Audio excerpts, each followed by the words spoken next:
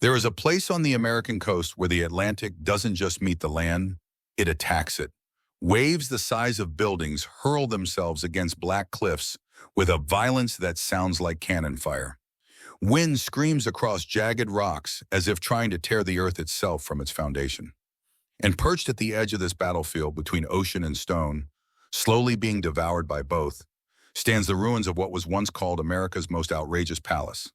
It was built to be invincible, a monument to wealth so extreme that even the Vanderbilts whispered about it with envy. A seaside fortress of imported marble, Portuguese limestone, and 75-foot windows that faced the ocean like a challenge thrown at nature itself. For decades, it gleamed. Ballrooms glittered beneath Venetian chandeliers. Orchestras played while champagne flowed, and America's elite danced on floors carved from rare mahogany shipped from continents away. But today, salt has turned its ornate railings into rusted skeletons. Windows that once framed million-dollar views now hang shattered, their glass teeth glinting in weak coastal light. Ivy crawls up marble columns like veins claiming a corpse, and the ocean, patient, relentless, continues its slow work of reclaiming what was never meant to be built in the first place. Locals refuse to go near it after dark, not because of what remains, but because of what lingers. Because this palace wasn't just abandoned, it was surrendered by a family that learned too late that some places cannot be owned, that some land carries debts older than money, that the sea remembers every arrogant stone laid against its will and always collects what it's owed. The story begins with a man who believed he could outbuild God. Alistair Pembroke, railroad titan and architect of industrial empires, purchased 200 acres of cursed coastline that locals had avoided for centuries. Indigenous families refused to settle there. Fishermen told stories of boats vanishing into storms that appeared from nowhere. Colonial surveyors marked the site unbuildable on their maps and moved on. Pembroke laughed at their superstition and built his palace anyway. 9 years of construction, 7 workers dead, thousands of laborers hauling stone up cliffs that seemed determined to reject every foundation. But Pembroke demanded perfection, and money, enough of it, can force even nature to bend. For a while, when the palace was finally complete, newspapers called it the crown jewel of the Gilded Age. Architects marveled at its impossible scale. Society columnists breathlessly described parties where champagne fountains flowed and guests danced until dawn beneath crystal chandeliers imported from Venice. But Alistair Pembroke never lived to see his inaugural gala. He died alone in the observatory 3 days before the grand opening, staring out at the ocean that had fought him for 9 years, of what doctors called a sudden stroke. Some said it was exhaustion. Some said it was hubris finally catching up. Others whispered that the sea had simply decided it was done waiting. The estate passed to his only child, Evangeline Pembroke, a fragile heiress raised in the palace's shadow, who grew up listening to storms shake the walls like something trying to get inside. She inherited the grandest seaside mansion in America, but she also inherited something else. A weight she couldn't name, a presence she couldn't escape, and a coastline that seemed to watch her every move. Evangeline tried to live the life her father had envisioned. She hosted parties. She smiled for photographers. She wore diamonds and silk and played the role of American royalty with practiced perfection. But privately, those who knew her said she was unraveling. She would stop mid-conversation to stare at the water. She walked the cliffs at dawn, speaking to no one. She slept in different rooms each night, claiming certain parts of the house felt too heavy. And when she married Cassius Hawthorne, a brilliant financier whose charm masked something darker, the palace's curse accelerated because Cassius hated the estate, resented it, mocked Evangeline's attachment to it, called it a mausoleum built by a madman. And then one night during a violent storm, he walked into the western wing and was never seen again. His car was found near the cliff's edge. No body, no note, no explanation, just the ocean, churning below, indifferent and eternal. Evangeline never spoke his name again. For the next 30 years, she lived as a ghost in her own palace, withdrawing from society, locking entire wings, wandering the bluffs at night with a lantern as if searching for something she would never find. When she finally died, alone in the room where her husband had vanished, The estate had no heirs willing to claim it. Too many had already been claimed by it. Today, the palace stands as a monument to the price of arrogance, to the danger of building on cursed ground, to the families who believed wealth could conquer anything, even the sea. But the ocean is patient, and it always wins. This is the dark history behind America's most outrageous seaside palace. The story of a man who challenged the Atlantic, the heiress who lived in his shadow, the husband who disappeared into the storm, and the house that consumed them all. Alistair Pembroke didn't inherit his fortune. He seized it, from competitors, from failing companies, from anyone foolish enough to stand between him and what he wanted. By the time he reached 40, his railroad empire stretched across half the continent. Steel rails bearing his name connected cities that hadn't existed a decade earlier. Entire towns owed their existence to Pembroke contracts. Politicians answered his summons. Newspapers printed what he allowed them to print. He was not just wealthy, he was untouchable. Or so he believed.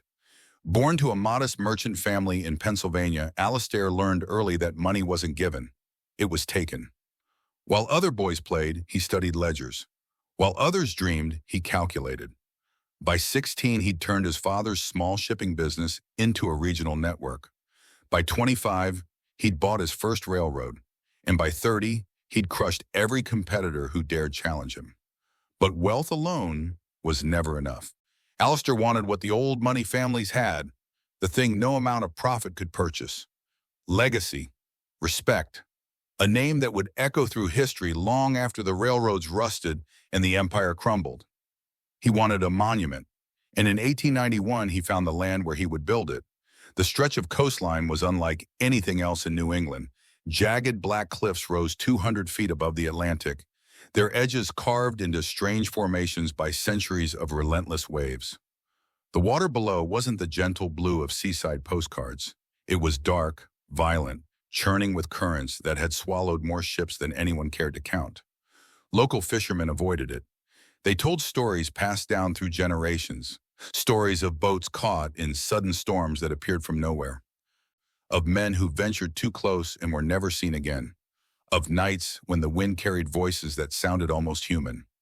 Indigenous families who once lived in the region had refused to settle theirs. They called it the place where light doesn't settle, claiming the land was marked by something older than memory, something that demanded solitude. Even colonial surveyors, pragmatic men concerned with property lines and resource extraction, had marked the site unbuildable on their maps. The terrain was unstable, the storms too frequent, the isolation too complete. But when Alistair Pembroke stood on those cliffs for the first time, staring out at the endless expanse of gray water hammering the rocks below, he didn't see danger. He saw opportunity. He saw a canvas where no one else had dared to paint, a challenge worthy of his ambition. A place so hostile that building there would prove what he'd always known about himself, that he was greater than nature, greater than history, greater than the petty limitations that constrained ordinary men. He purchased the entire 200-acre peninsula for a fraction of what similar coastal land would cost elsewhere. The previous owner, a timber baron who'd planned to harvest the surrounding forest, practically begged him to take it. Nothing good grows there, the man warned. Nothing lasts. Alistair smiled and signed the deed. He hired the finest architects money could buy, men who had designed estates for European royalty, who understood how to create structures that would endure for centuries. He gave them an impossible mandate. Build me a palace that makes the Vanderbilt's Newport mansions look like cottages. Make it face the ocean. Make it dominate the ocean. Spare no expense. Use the rarest materials. Create something so magnificent that 1,000 years from now, people will still speak my name. The architects hesitated. They explained the challenges, the unstable cliffs, the salt air that corroded metal and stone, the storms that struck without warning. They showed him calculations proving the site was fundamentally unsuitable for a structure of the scale he envisioned. Alistair dismissed them all. Find a way. Find way, he said, or I'll find architects who will. They found a way. Construction began in 1892, and from the first day, the land fought back. Workers struggled to dig foundations into rock that seemed harder than any stone they'd encountered. Equipment broke. Scaffolding collapsed in winds that appeared calm just moments earlier. Supply ships couldn't dock during storms that lasted days, sometimes weeks. And then there were the deaths. The first came 3 months into construction. A stonemason fell from scaffolding during what workers described as a sudden gust that appeared from nowhere on an otherwise still day. The second died when a crane collapsed, crushing him beneath imported marble that had just arrived from Portugal. Others followed, a carpenter trapped when a wall gave way, 2 laborers swept off the cliff during a freak wave, another who simply disappeared one night and was never found. 7 men in total, 7 deaths that local newspapers reported as tragic accidents, but that workers whispered about in darker terms. Some quit, others refused to work alone. A few claimed they heard things at night, sounds that came from the cliff face itself, like breathing or distant voices. But Alistair pushed forward. He imported blue limestone from Portugal, the same stone used in European cathedrals.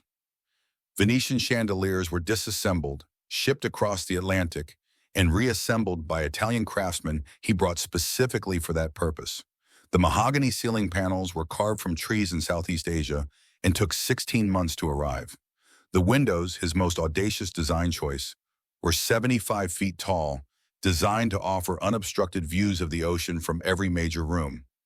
Engineers warned that glass that large couldn't withstand the coastal winds.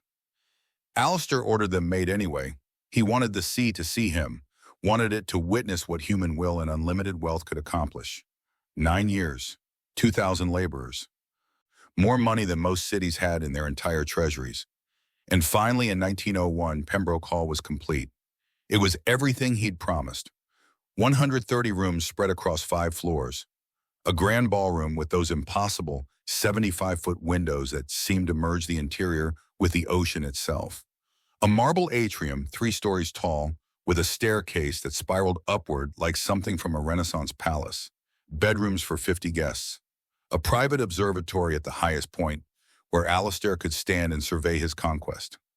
Newspapers called it the most audacious private residence in American history. Architectural journals published elaborate spreads, marveling at the engineering required to build on such hostile terrain. And Alistair Pembroke, standing in the center of his completed ballroom with the Atlantic roaring beyond the glass, believed he had won. He scheduled the inaugural gala for October 15th, 1901. Invitations were sent to every major family in America: Vanderbilts, Astors, Rockefellers, Morgans, presidents of corporations, senators, ambassadors.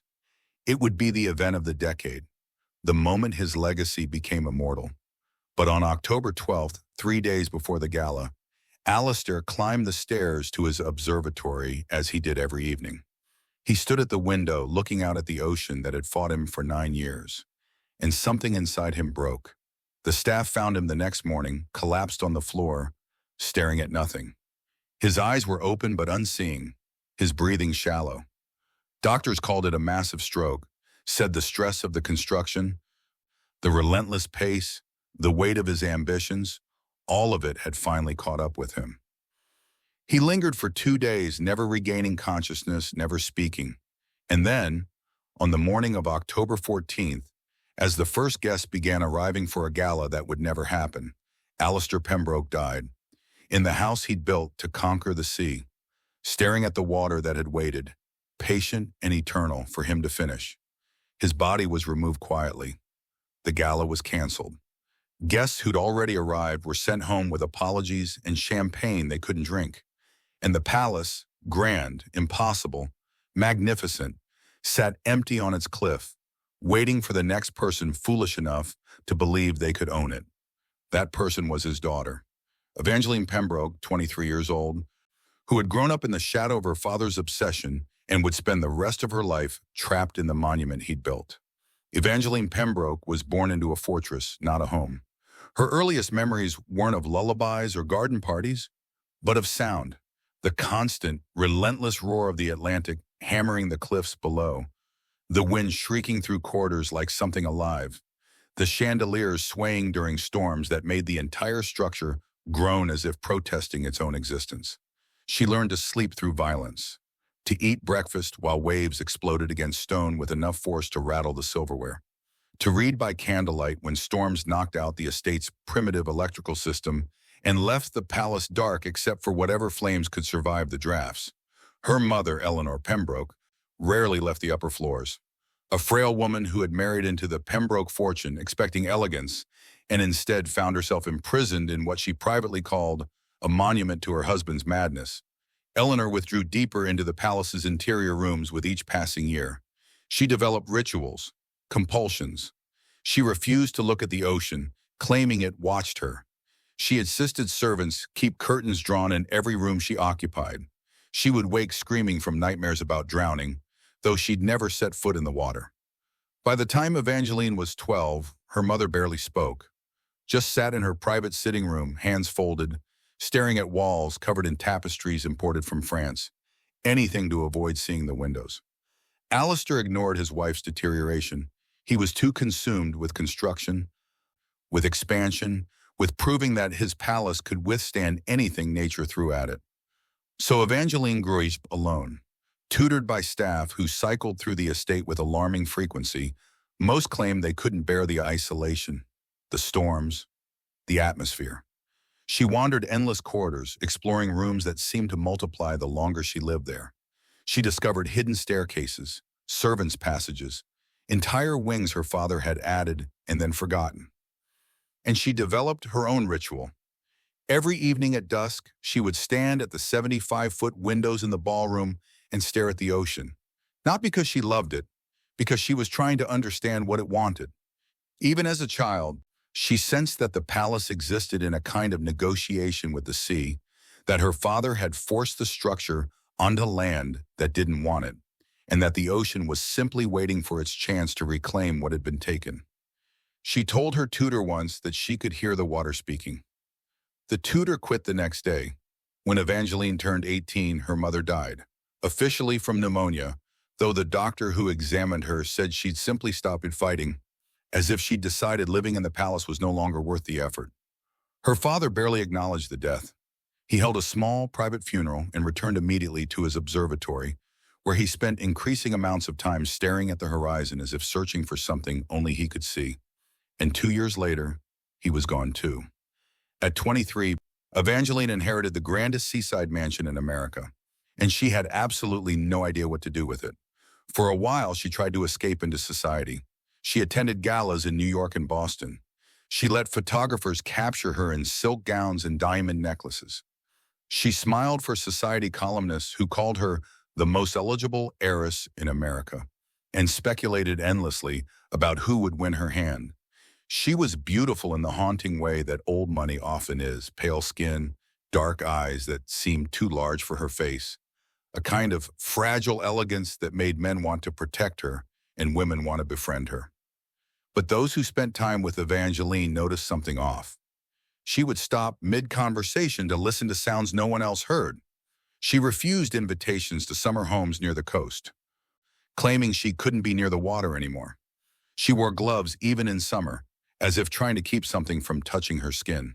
And she always returned to the palace, even when she had every reason to stay away. Parties in Manhattan, winters in Paris, invitations to estates far from the violent coastline. She always came back because the palace called her. Not metaphorically, not in some poetic sense. She genuinely believed the estate wanted her there, that leaving for too long would anger it somehow, that she had inherited not just property but a responsibility, one her father had passed to her without explanation or warning. Her friends noticed the change when she spent time at Pembroke Hall versus when she was away. In the city, she could almost pass for normal, still distant, still strange, but functional. But after a few weeks at the palace, she would return to society gaunt, exhausted, speaking in fragments about the storms getting worse and rooms that won't stay quiet. One diary entry from 1903, discovered years later by historians, captures her state of mind. I woke again to the sound of footsteps in the West Wing. I know no one is there. The staff has been dismissed for the season. But I hear them, heavy, deliberate, moving through rooms I've locked. Father used to walk that way, pacing when he couldn't sleep. But father is dead. I checked the rooms this morning. Everything untouched. Dust on every surface. No footprints but my own. Yet I hear them every night. Another entry, dated 3 months later. I've begun sleeping in different rooms. Not because I want to, because staying in the same place feels dangerous somehow. As if the house is learning where I am. Mother did this too, near the end. I thought she was mad. Now I understand. And then, most chilling, I stood at the ballroom windows tonight during the storm. The ocean was black. No moon, no stars. Just darkness, and the sound of water destroying itself against the rocks. And I swear, I know this sounds insane, but I swear the waves were reaching higher than they should, as if trying to touch the glass, to get inside. I pressed my hand against the window and felt it vibrate. Not from wind, from something else. Something that knows I'm here. By 1905, Evangeline had stopped attending society events altogether. She turned down every invitation, declined every interview, refused every suitor who tried to court her. She lived alone in the palace with a skeleton staff, a housekeeper, a groundskeeper, a cook who came twice weekly and left before dark. And she waited. For what, she couldn't say. But those who saw her during this period described a woman trapped, not by circumstance, but by something invisible, a weight she carried that no one else could see. The palace had done to her what it had done to her mother, hollowed her out one storm at a time, until there was nothing left but the shell of a person going through the motions of living while slowly drowning in isolation. And then, in 1906, she made a decision that would define the final chapter of her life. She accepted a marriage proposal, not from love, not even from loneliness, but from the desperate hope that bringing someone else into the palace might break whatever hold it had on her, that maybe if she wasn't alone anymore, the footsteps would stop, the storms would quiet, the ocean would finally look away. His name was Cassius Hawthorne, and he would disappear before their second anniversary. Cassius Hawthorne arrived at Pembroke Hall like a man walking into a cathedral, confident, charming, utterly certain of his place in the world. He was everything Evangeline was not, gregarious where she was withdrawn, ambitious where she was resigned, utterly dismissive of the superstitions and fears that had consumed her family for generations. When he first saw the palace standing on the cliffs with the Atlantic roaring below, he didn't see a monument to hubris or a structure locked in eternal combat with nature.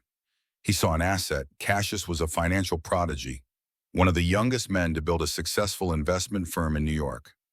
He moved in the same circles as the Morgans and Rockefellers, though he lacked their inherited fortunes. What he had instead was brilliance, an uncanny ability to spot opportunities others missed, to turn struggling companies into profit machines, to charm wealthy clients into trusting him with their legacies. He was also drowning in ambition, not the kind that builds, the kind that consumes. When mutual friends introduced him to Evangeline at a winter gala in 1905, he saw exactly what he needed. A beautiful, wealthy, emotionally vulnerable heiress tied to one of the most valuable coastal properties in America. He courted her with precision, flowers, letters, carefully timed appearances at events she attended. He listened when she spoke, or seemed to, and never once mocked the strange things she said about the palace, the storms, the ocean that watched. Instead, he smiled, nodded, told her she'd simply been alone too long, that what she needed wasn't isolation but partnership, someone to share the burden of the estate, someone who understood business, management, the practicalities of maintaining a property that size. Evangeline, exhausted and desperate, believed him. Or perhaps she simply wanted to believe that marriage could save her. They wed in the spring of 1906 in a small ceremony at Pembroke Hall. No grand gala, no society columnists, just a handful of guests, a minister who arrived by boat and left the same day, and the ever-present sound of waves crashing against the cliffs below. Newspapers called it the union of modern aristocracy. The Pembroke fortune merged with Hawthorne financial genius. But inside the palace, the cracks appeared almost immediately. Cassius hated the estate. Not the wealth it represented or the potential profit it could generate.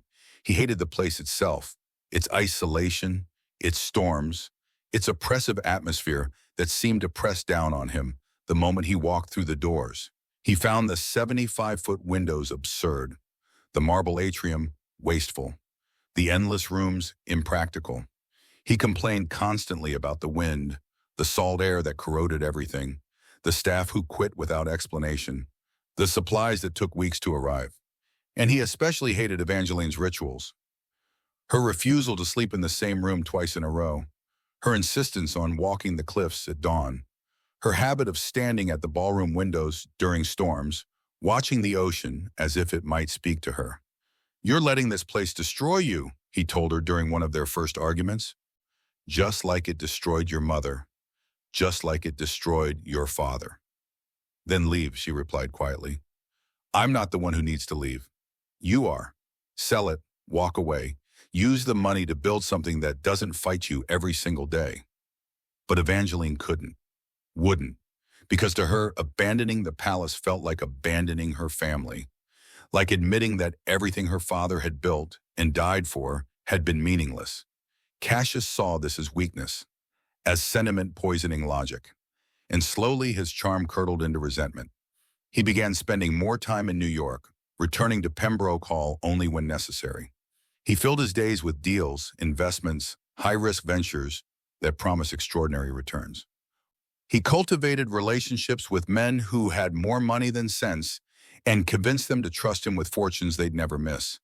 And he started taking risks no responsible financier would take. By 1908, rumors began circulating in financial circles. Whispers that Hawthorne's firm was over-leveraged, that his returns were too good to be real, that he was paying old investors with new investors' money, a scheme that only worked as long as the money kept flowing in. When the market tightened, the scheme collapsed. Overnight, Cassius Hawthorne went from financial prodigy to scandal. Investors who trusted him discovered their fortunes had evaporated. Families were ruined. One elderly client died of a heart attack upon learning he'd lost everything. Newspapers, once full of praise, turned vicious. Financial prodigy revealed as fraud. Hawthorne empire built on lies. Dozens of families destroyed by investment scheme. Regulators launched investigations. Lawsuits were filed. Former allies distanced themselves. Cassius became a pariah, banned from clubs, uninvited from events, his name now synonymous with greed and deception. He retreated to Pembroke Hall, the one place where his crimes couldn't quite reach him, but he brought his rage with him. The arguments with Evangeline intensified. He accused her of withholding Pembroke money that could have saved his firm. She accused him of wanting to destroy the only thing her family had left. "I didn't marry you for love," he told her one night during a particularly brutal storm, his voice barely audible over the wind. "I married you for this goddamn house. And now it's not even worth the effort." Evangeline said nothing, just stood at the window, watching the ocean churn below. Staff who remained at the estate during this period described the atmosphere as unbearable. Arguments echoed through marble halls at all hours. Cassius would pace the west wing, shouting into the darkness. Evangeline would disappear for days, sleeping in locked rooms no one could access. And the storms, those who worked there swore the storms got worse, more frequent, more violent, waves reaching higher against the cliffs, as if the ocean sensed the chaos inside and was responding to it. Then came the night of October 12, 1909, exactly 8 years after Alistair Pembroke had died in his observatory.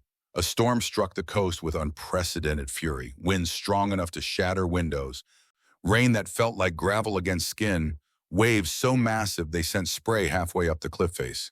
Cassius and Evangeline had another fight, this one worse than all the others. The staff, huddled in the lower quarters, heard shouting, doors slamming, footsteps running through corridors, and then silence.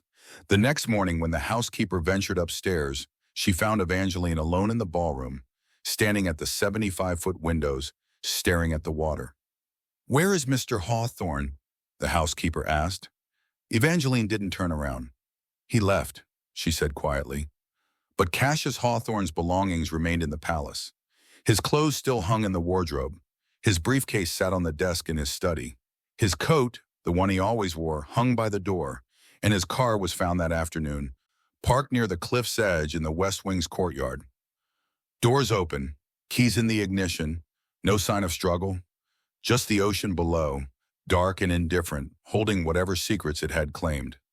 Police were called, a search was organized.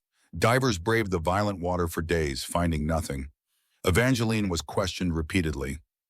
Her answers were calm, detached, almost mechanical. We argued. He walked into the West Wing. I didn't follow him. When I went to find him, he was gone. Did he seem suicidal?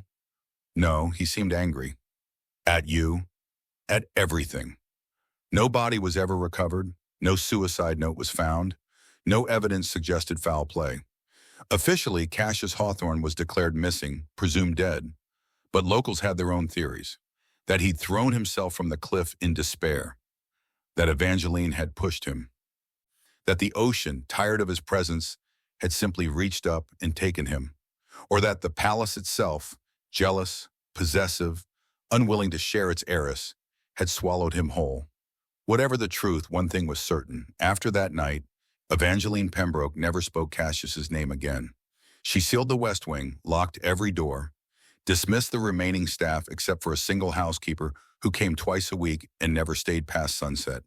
And she lived the next 30 years as a ghost in her own palace, alone, silent, waiting for the ocean to finish what it had started. After Cassius disappeared, Evangeline Pembroke became something less than alive, but more than a memory. She didn't leave the palace, didn't invite guests, didn't answer letters or telegrams from concerned relatives who tried, briefly, to intervene before giving up entirely. She simply existed, a pale figure moving through 130 rooms like a ghost haunting her own life. The few people who saw her during those final decades described a woman who had surrendered to whatever the palace demanded. The housekeeper who came twice weekly said Evangeline barely spoke, giving instructions in fragments and whispers. The groundskeeper who maintained the cliffs from a distance reported seeing her wandering the bluffs at dawn, always alone, always staring at the water. And at night, neighbors miles away claimed they could see a single lantern moving through the palace, window to window, room to room, floor to floor, as if Evangeline was searching for something she would never find, or perhaps making sure something stayed contained. Her rituals became more elaborate, more obsessive. She slept in a different room each night, never repeating the same location within a month. She kept detailed journals, not of thoughts or feelings, but of observations. Which rooms felt heavier on certain days? Which corridors the wind moved through differently? Which windows the ocean seemed to watch most intently? One journal entry, dated 1915, captures the depth of her isolation. I no longer fear the storms. I've learned they come in patterns. 3 days of violence, then silence, then 3 more. The house breathes with them, expands during the wind, contracts during the calm. I hear it at night, the walls settling, or perhaps not settling, perhaps waking. I don't know anymore. I don't think I want to know. Another from 1923. I walked to the West Wing today, first time since Cassius. The door is still locked. I stood outside for an hour listening. I swear I heard footsteps. His footsteps. That heavy, deliberate pace he had when he was angry. But when I finally unlocked the door, the room was empty. Dust thick enough to prove no one had entered in years. Yet I heard him. I know I did. The house remembers. It keeps everything. And then, chillingly from 1935, I think I understand now. Father didn't die of a stroke. Mother didn't die of pneumonia. Cassius didn't fall from the cliff. The house doesn't kill.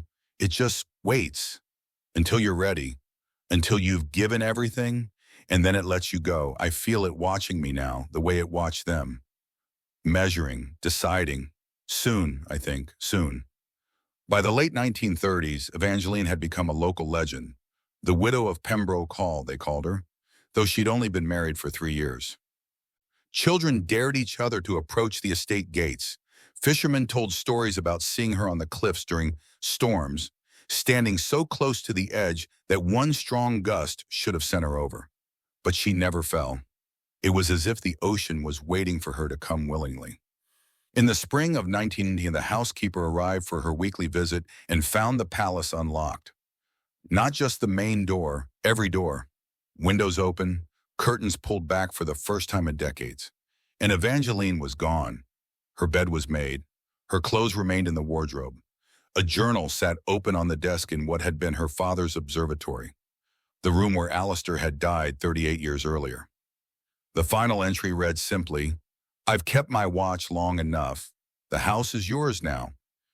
Do with it what you will." But those words weren't addressed to any person. They were written as if speaking to the palace itself. Search parties combed the estate and the surrounding cliffs for weeks. They found no body, no evidence of violence, no indication she'd left the property on foot or by vehicle. Evangeline Pembroke, the last of her bloodline, had simply vanished. Just like her husband, just as mysteriously, just as completely. The estate passed into legal limbo. Distant relatives surfaced, each claiming a connection to the Pembroke fortune, but none could produce clear documentation. And more importantly, none wanted the palace itself. They wanted the money, the investments, the liquid assets, but the house, the cursed stretch of coastline that had consumed 3 generations, they wanted nothing to do with it. "Let it rot," one cousin told the lawyers. "That place has taken enough from this family." And rot it did. Without Evangeline's obsessive maintenance, the palace began its final surrender to the Atlantic. Salt air corroded the ornate ironwork. Storms shattered windows that were never repaired. Rain poured through holes in the roof, staining those priceless mahogany ceilings. Ivy crawled up the Portuguese limestone, finding purchase in cracks that widened with each freeze and thaw. The 75-foot windows, Alistair's greatest pride, became the palace's greatest vulnerability. One by one, the massive panes cracked, then shattered, leaving gaping wounds that let the ocean wind howl through the ballroom like a living thing. By the 1960s, the lower terraces had begun collapsing into the sea. The cliffs themselves were eroding, each winter storm claiming another few feet of land. Engineers who surveyed the site predicted the entire structure would eventually slide into the Atlantic, not in a dramatic collapse, but slowly, room by room, year by year. Nature was taking back what had been stolen. But the palace didn't die quietly. Even in ruins, it maintained a presence that kept people away. Developers who considered buying the land for modern construction always backed out after visiting the site. Some cited practical concerns, unstable cliffs, prohibitive restoration costs, isolation. Others admitted something else. "It doesn't feel right," one developer told a local reporter in 1975. "I've built on difficult land before, but this place, it's like the ground itself doesn't want you there. Like you're trespassing on something that was never meant to be built on in the first place." Urban explorers and photographers began documenting the ruins in the 1980s and 90s. Their images, crumbling marble, shattered chandeliers, rooms where ceiling and floor had merged into abstract sculptures of decay, became iconic representations of wealth's impermanence. But those who spent time inside the palace reported strange experiences. Sounds that didn't match the wind, shadows that moved independently of light sources, the persistent feeling of being watched, not by other people, but by the structure itself. Some claimed to see figures in the windows, a woman in white standing at the ballroom's shattered glass, a man pacing the west wing, shapes that vanished when approached but reappeared in peripheral vision. Local ghost hunters declared it one of the most haunted sites on the East Coast. But the truth, perhaps, is simpler and stranger. The palace isn't haunted by the dead. It's haunted by itself, by the weight of its own history, by the arrogance that birthed it, by the tragedies it witnessed and perhaps orchestrated.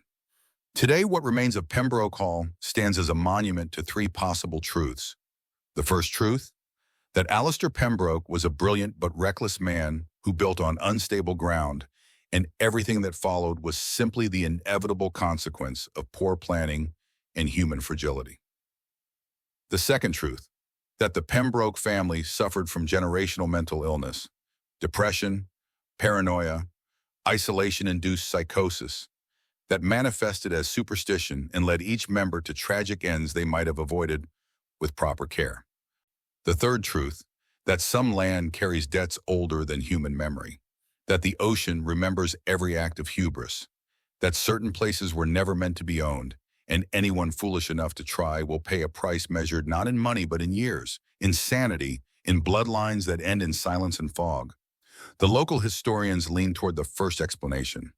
The psychologists favor the second, but those who've stood on the cliffs at dusk, watching the ruined palace silhouetted against a darkening sky, often find themselves considering the third. Because Pembroke Hall doesn't look defeated. Even in ruins, even after decades of storms and decay, even as the ocean slowly reclaims the cliff beneath it, the palace stands with a kind of patience, as if it's simply waiting for the next person who believes they can conquer the unconquerable, for the next fortune that thinks it can outlast the sea, for the next generation foolish enough to build where light doesn't settle and the Atlantic never forgives. The palace has time, the ocean has time, and eventually someone always comes. They always do. Some places aren't haunted by the dead. They're haunted by the living who never learned when to leave.